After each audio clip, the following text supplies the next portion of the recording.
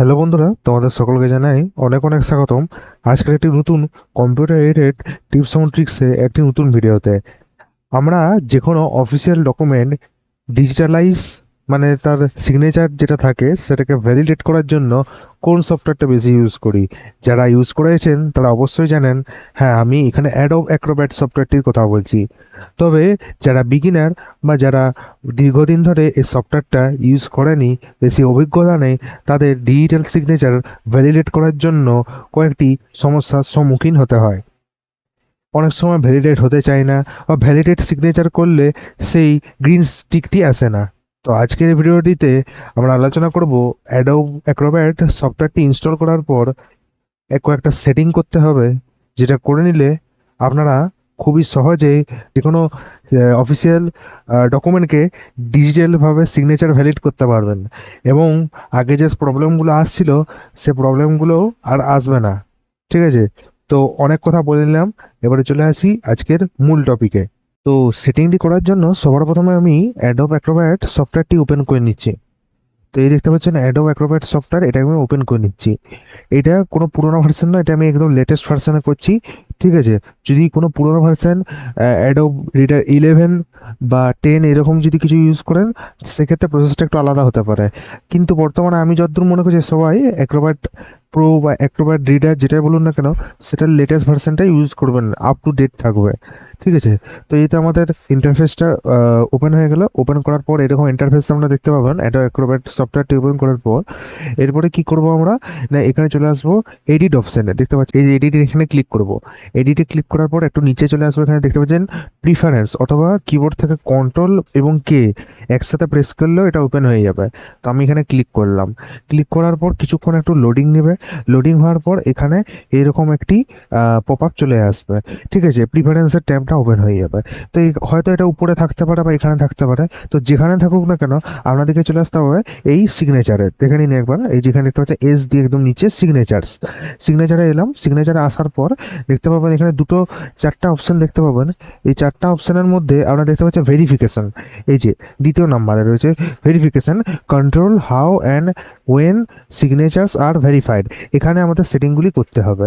তো এখানে দ্বিতীয় নাম্বারে যে অপশনটা দেখতে পাচ্ছেন, এখানে মোড দেখতে পাবেন। মোড়ে ক্লিক করব। মোড়ে ক্লিক করার পর এখানে সেটিংগুলি আপনাদেরকে করতে হবে। তো যে যে সেটিংগুলি আমি করব সেটা একদম ডিটো সেম টু সেম করে নেবেন।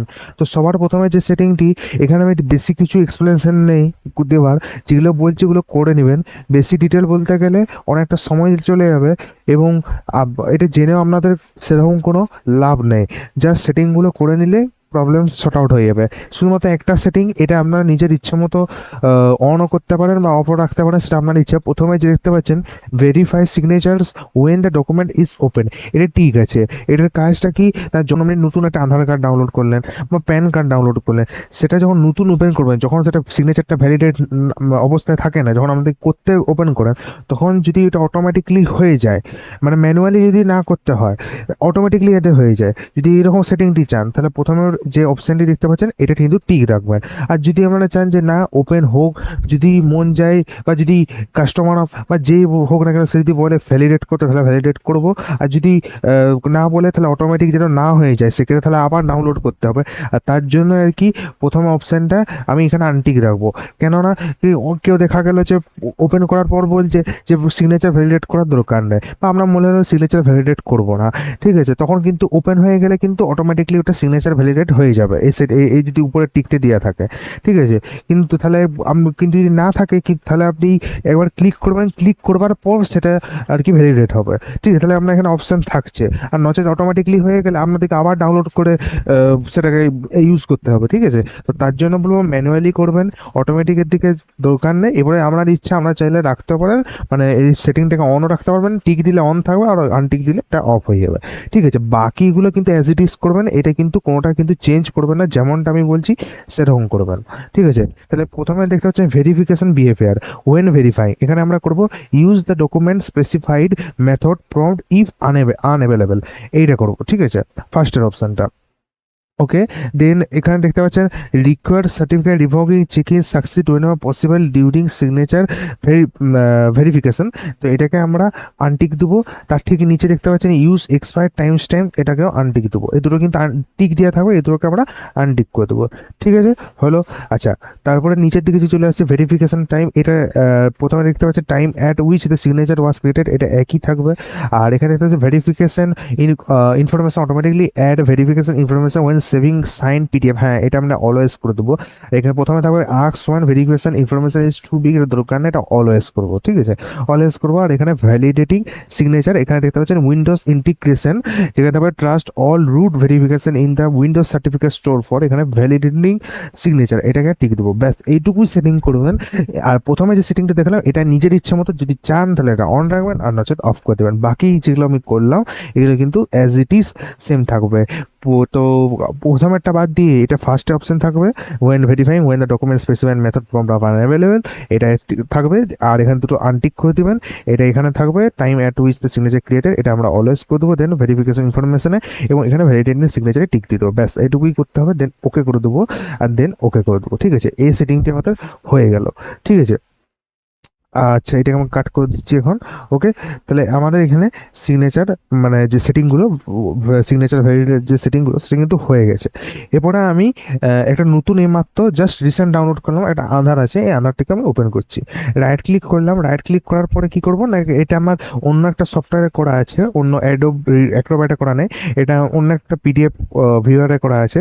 তো আমি এটাকে অ্যাডোব অ্যাক্রোব্যাটে ওপেন করে নেবো। ঠিক আছে, ওপেন করার পর আধারের জন্য পাসওয়ার্ড দিতে হয়, তো আমি পাসওয়ার্ডটা দিয়ে দিচ্ছি এবং ওকেতে ক্লিক করছি। ওকেতে ক্লিক করার পর দেখতে পাচ্ছি আমাদের এখানে আধার ওপেন হয়ে গেছে আমাদের। এবং কিছু আমি এই জায়গাগুলো ব্লার করে দেবো, যেহেতু এগুলো পার্সোনাল ডিটেলস। আমি শুধু সিগনেচারের জায়গাটা আমি দেখাচ্ছি। ঠিক আছে, আমি একটু জুম করি। জুম করার পর আহ, এই যে দেখতে পাচ্ছেন এখন কিন্তু এটা জিজ্ঞাসা চিহ্ন আছে, মানে এখনো কিন্তু এটা ভেরিফাইড হয়নি। ঠিক আছে, এবার আমি যেমনি ক্লিক করব তাহলে দেখতে পাবো এটা হয়ে গেল। এবার এটা কি করবো না, ক্লোজ করে দেবো। লেফট ক্লিক করলাম, হয়ে গেল।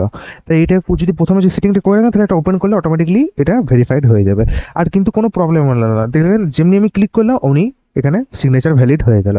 তো আশা করি ভিডিওটি আজকে আপনাদের হেল্পফুল মনে হয়েছে। যদি ভিডিওটি আজকে ভালো লেগে থাকে অবশ্যই ভিডিওটিকে লাইক করে দেবেন। চ্যানেল নতুন হয়ে থাকলে অবশ্যই চ্যানেলটিকে সাবস্ক্রাইব করে দেবেন এরকম কম্পিউটার রিলেটেড টিপস এবং ট্রিক্স সবার আগে দেখার জন্য।